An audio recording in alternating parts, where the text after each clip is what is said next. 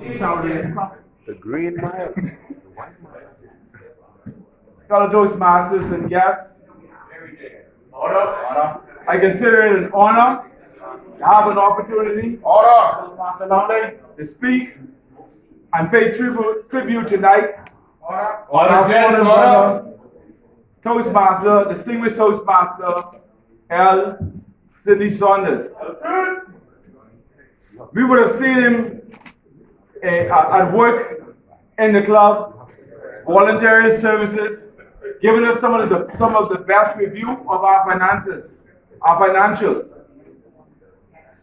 I've had the pleasure of working.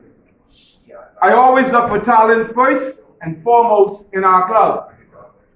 And when it comes to accounting, I would have called on Toastmaster Odin, who served brilliantly. I would have called on Toastmaster Aaron Jones. But I have to tell you, with my experience working professionally with Toastmaster, distinguished Toastmaster L. Sidney Saunders, it's very good to do accounting in good times.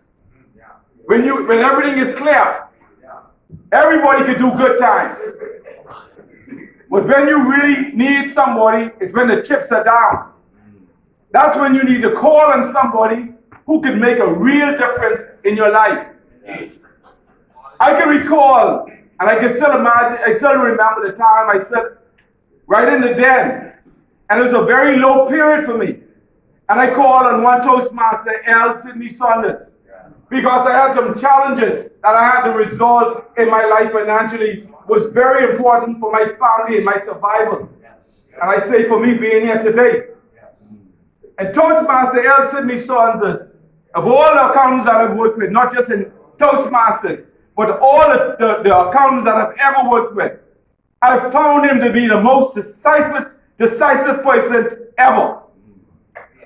One thing I love about Toastmaster L. Sidney Saunders is you never had to wonder where he stood on an idea. He was not an on the fence type of guy. He's left or he's right.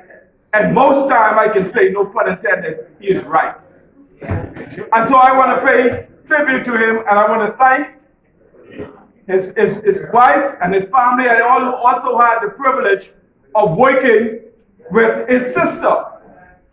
And because I knew L. Sidney Saunders, I was able to appreciate her strong personality.